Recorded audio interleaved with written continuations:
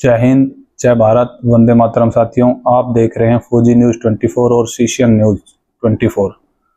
साथियों, अभी हम अपने अभियान गली गली विधायक के तहत आज हम पहुंचे हैं एक युवा चेहरा, युवा विधायक, कांग्रेस के वरिष्ठ नेता धीरज सिंह जी के पास, उनके ऑफिस में, और उनसे चर्चाएं करेंगे कि भाई भिवानी के विकास, हरियाणा के विकास, और यदि भिवानी की जनता उन पर विश्वास करती है, पार्टी उनको टिकट देती है, तो आगे आने वाले समय में भिवानी की दशा और दिशा किस तरफ लेके जाएंगे। धीरज जी, आपका स्वागत है दोनों चैनलों पर। सबसे पहले तो बहुत बहुत धन्यवाद कि आपने चैनलों के लिए समय दिया। तो सबसे पहले मैं आपसे यही जानना चाहूंगा कि कांग्रेस की टिकट की दौड़ में आपका भी नाम जोर शोरों से मार्केट में, मीडिया में, युवाओं में, व्यापारी, कर्मचारी और सैनिकों और पूर्व सैनिकों में भी लिया जा रहा है।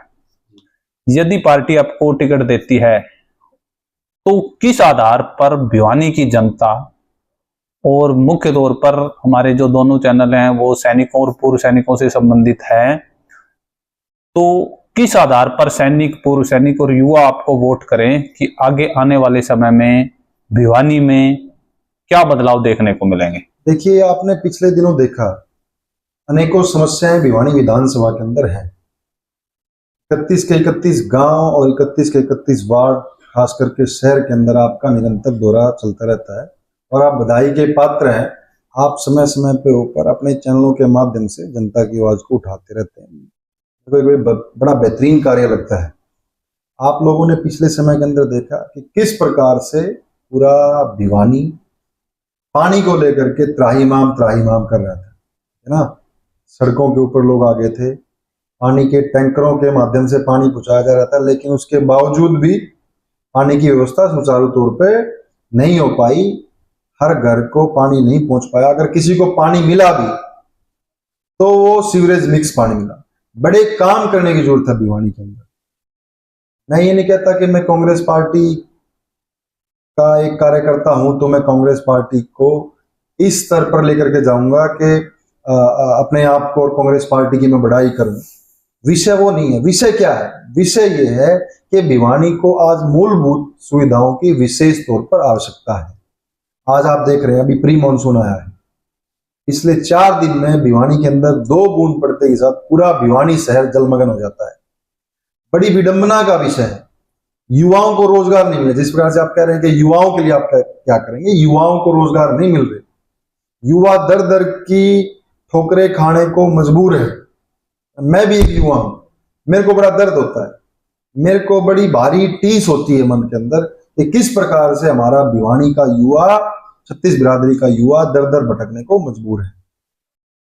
महिलाओं के लिए अनेकों आयाम स्थापित करने की बहुत बड़ी जरूरत है। चाहे अलग से इंडस्ट्रीज हो, अलग से हमारी बेटियों के लिए चाहे स्पोर्ट्स के अंदर उनकी एक विशेष तौर पे कोई डिमांड्स के ऊपर एक अलग व्यवस्था करने की बात हो, चाहे शिक्षा के अंदर हमारी बेटियों के लिए अलग व्यवस्था करने की बात हो। और कांग्रेस के समय आपने देखा था, जिस समय कांग्रेस की सरकार थी उस समय हमारी लोकल की भिवानी की बेटियों के लिए, चाहे वो राजीव गांधी महिला कॉलेज की बात थी, चाहे महिला अपने गर्ल्स स्कूल की बात थी, अलग अलग काम किए गए थे। लेकिन भिवानी पिछले 15 साल में से विधायक हैं बीजेपी के, 10 साल से वो सरकार के अंदर है, एक बार वो मंत्री भी रहे, ठीक है ना। कोई काम उन्होंने नहीं किया, वो सोते रहते हैं और जनता खोती रहती है। ये बड़ा विडंबना का विषय है। भिवानी में विकास कार्यों को लेकर के बहुत एक गहराई से सोचना होगा कि किस प्रकार भिवानी की प्रगति हो, किस प्रकार भिवानी की उन्नति हो, किस प्रकार से भिवानी की पेयजल व्यवस्था को सुचारू किया जा सके, किस तरीके से भिवानी का जो सीवरेज सिस्टम ठप हो चुका है उसको सुचारू किया जा सके, किस प्रकार से युवाओं के लिए रोजगार की व्यवस्था की जा सके, किस प्रकार से हमारी महिलाओं के लिए, मेरी माताओं के लिए, मेरी बहनों के लिए किस प्रकार से व्यवस्थित तरीके से अनेकों आयाम, अनेकों फील्ड के अंदर स्थापित किए जा सके, इस पे काम करना बड़ा महत्वपूर्ण विषय है। बिल्कुल।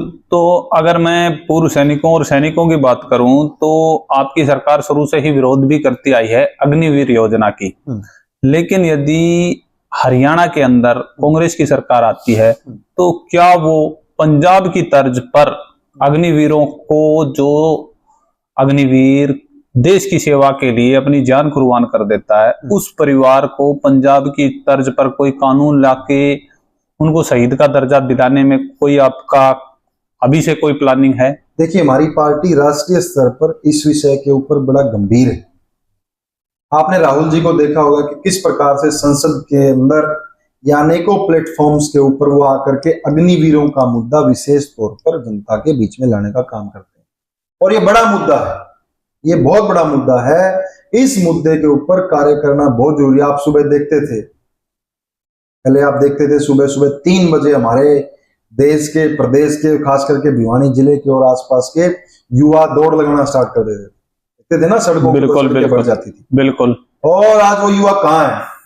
वो युवा भारतीय जनता पार्टी की सरकार ने भ्रमित कर दिया है। और वो भ्रमित किस प्रकार से किया? ये अग्निवीर स्कीम ला करके। ये अग्निवीर स्कीम युवा को एक गलत ट्रैक पर चढ़ाने वाली एक स्कीम है। ये युवा के साथ एक धोखा है।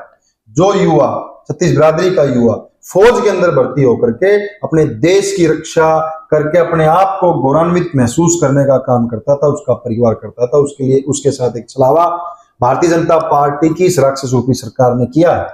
और जहां तक बात रही पंजाब की तर्ज पर उनको सुविधाएं मुहैया कराने की या उनके लिए योजना लेकर के आने की, पंजाब के अंदर आम आदमी पार्टी की सरकार है। वो पता नहीं सच बोल रहे हैं झूठ बोल रहे हैं, लेकिन राहुल गांधी जी, जो भूपेंद्र सिंह हुड्डा जी, दीपेंद्र हुड्डा जी जो भी वादा करते हैं वो उस वादे के ऊपर वो खरा उतरते हैं। अनेकों प्रदेशों के अंदर जैसे आपने देखा हुआ होगा ओपीएस स्कीम, ठीक है ना, किसानों के कर्जा माफ करना किसानों के लिए, आज हमारी सरकारें आई, चाहे वो हिमाचल की बात हो, चाहे वो कर्नाटका की बात हो, चाहे वो तेलंगाना की बात हो, चाहे वो पीछे राजस्थान के अंदर हमारी सरकार थी, तो राहुल गांधी जी अपनी बात के पक्के हैं। अग्निवीर को लेकर के, स्कीम को लेकर के वो बहुत ही ज्यादा सीरियस हैं। हमारी मीटिंगों के अंदर आते हैं, हमारे वो कहते हैं कि सबसे बड़ी बात है देश के युवा के साथ चला हुआ रहा है। आप लोग हमने कैंपेन भी चला रखी है, जय जवान। जय जवान कैंपेन के माध्यम से वो युवाओं की बात को बार बार अनेकों प्लेटफॉर्मों के ऊपर उठाने का काम करते हैं। वो बहुत सीरियस हैं और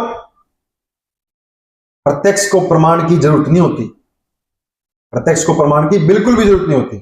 अग्निवीर जो ये योजना है, इसको सुचारू रूप से अभी केंद्र के अंदर हमारी सरकार थोड़ी सीटों के ऊपर आती रहेगी, कांग्रेस पार्टी की सरकार, ठीक है ना। हरियाणा प्रदेश के अंदर आएगी, पार्टी इस विषय में काम कर रही है। अपने मैनिफेस्टो के अंदर ही पार्टी सोच रही है किस प्रकार से इसके अंदर सुधार हो और अच्छे सुधार हो, ठीक है ना, उनको अच्छी सुविधाएं मिल सके, अच्छा सम्मान मिल सके, ठीक है ना। मैं तो ये कहना चाहता हूं, भारतीय जनता पार्टी की सरकार जब से आई है, 2 पंक्तियों के अंदर आप सारा समझ जाएंगे। ना घर में गृहिणी सुरक्षित है, ना मंदिर में भगवान, ना बाजार में व्यापारी सुरक्षित है, ना खेत में किसान और ना ही सेना का जवान। इसमें सारी चीजें मुझे लगता है कि लगभग कंप्लीट होगी। बिल्कुल बिल्कुल। अंत में मैं आपसे यही जानना चाहूंगा कि भिवानी में भी काफी शहीद परिवार हैं और समय समय पे आपने भी देखा है कि पूर्व सैनिक भी धरने पे बैठे शहीद स्मारक को लेकर भी, कि क्या नेताओं को, चाहे वो नेता पक्ष हो चाहे नेता विपक्ष हो, कोई ऐसी पॉलिसी या कोई ऐसा सिस्टम शहीदों के लिए या शहीदों के सम्मान में नहीं बनाना चाहिए, ताकि ना तो सैनिकों को ना ही पूर्व सैनिकों को, शहीदों के लिए भी आज आंदोलन करने पड़ रहे हैं, तो क्या ऐसी पॉलिसी नहीं बनानी चाहिए? किस स्तर पर आप कह रहे हैं? भिवानी स्तर पर? मैं भिवानी स्तर पर नहीं, मैं पूरे देश भर के पूर्व सैनिकों की तरफ से मैं आपसे यही सवाल करना चाहता हूं कि कोई भी सरकार, चाहे वो पिछले समय में कांग्रेस की रही चाहे इस समय में बीजेपी की सरकार रही, 100% बनाना चाहिए। कांग्रेस के अंदर तो शहीदों का सम्मान होता था। हम भी अलग अलग कार्यक्रम जब हमारे करते हैं, हमारे प्रदेश स्तर पर या जिला स्तर पर कोई भी काम कार्यक्रम करते हैं, तो एक हमारे कार्यक्रम के अंदर सम्मिलित होता है कि हम शहीद परिवारों की हमारी विधवाओं को, उनके बच्चों को हम किसी न किसी प्रकार से, किसी न किसी तौर पर, व्यक्तिगत तौर पर भी हम सबसे पहला अगर किसी का सम्मान करें तो शहीद परिवारों का सम्मान करें। रही बात शहीद स्मारक की या अन्य व्यवस्थाओं की, तो ये बड़े अच्छा विषय, बड़ा अच्छा आपने कि मेरे से प्रश्न पूछा है और मैं इसको पार्टी प्लेटफॉर्म के अंदर भी इन्वॉल्व करूंगा। और पार्टी पहले भी सोच रही है कि किस प्रकार से जो ये देश की रक्षा करते हुए जो हमारे सेना के जवान जो शहीद हुए हैं, उनको किस प्रकार से एक बेहतरीन व्यवस्थित तरीके से उनको सम्मान मिल सके। ये बड़ा अच्छा आपका प्रश्न था और पार्टी सत्ता के अंदर आएगी तो इसका जवाब हम जब सत्ता के अंदर पार्टी आ जाएगी तो उसको उस समय आपको अच्छी तरीके से देने का काम करेंगे। और हम रिक्वेस्ट करेंगे हमारे आदरणीय नेताओं से कि इनको कहीं ना कहीं अग्रणी भूमिका के अंदर इन परिवारों को एक सम्मान के साथ रखा जाए। ये मेरी भी सोच है। नहीं, और ये सवाल करने का मेन मकसद मेरा ये था कि पिछले कई सालों से हम देखते आ रहे हैं कि शहीद परिवारों को 15 अगस्त 26 जनवरी में, पर्टिकुलर भिवानी की बात कर रहा हूं अभी, 15 अगस्त 26 जनवरी को शहीद परिवारों को बुला लिया जाता है, इनवाइट कर लिया जाता है, लेकिन जब वो शहीद परिवार भीम स्टेडियम में पहुंचता है तो उसके लिए ना तो कोई कुर्सी आरक्षित होती है और वो शहीद परिवार खड़ा देखता रहता है, उसको कोई पूछने वाला ही नहीं होता है। देखिए, भारतीय जनता पार्टी की सरकार जिस समय हरियाणा प्रदेश के अंदर और देश के अंदर आई थी तो इन्होंने एक ड्रामा बड़ा बनाया था शहीदों को लेकर के, गौ माता को लेकर के, अनेकों बातें थी। अभी मैं वो बातें अगर आपके सामने अगर करूंगा तो मुझे लगता है कि समय बहुत ज्यादा लग जाएगा। हमारी सरकारें थी उस समय का आप रिकॉर्ड उठा करके देखिए, उस समय की आप फोटोज वीडियोज उठा करके देखिए, खास करके भिवानी के भीम स्टेडियम की, कि किस प्रकार से हम व्यवस्थित तरीके से उनको सम्मान देने का काम करते थे। हमारी सरकारें, हमारी पार्टी उनको किस प्रकार से सम्मान देने का काम करती थी। ये भारतीय जनता पार्टी की जो सरकार है ये सिर्फ नाम के तौर पर उनको खुश करने का काम करती है, लेकिन जब बात धरातल की आती है तो उस समय उनके लिए ये कुछ व्यवस्थाएं नहीं करते, अपना काम निकाल लेते हैं और वो निकल जाते हैं। वो है ना, एक सेंटेंस, एक वाक्य है कि अपना काम बनता और बाढ़ में जाए जनता, तो ये उस पॉलिसी पे काम कर रहे हैं। धन्यवाद धीरज सिंह जी, आपने चैनल को समय दिया उसके लिए बहुत बहुत धन्यवाद। साथियों, आप सभी वीडियो को देखते हैं, वीडियो में लाइक शेयर करें ना करें, लेकिन अपने कमेंट अवश्य बताएं ताकि भिवानी की जनता को एक युवा, यंग और साफ छवि का नेता विधायक के रूप में मिल सके। जय हिंद, जय भारत।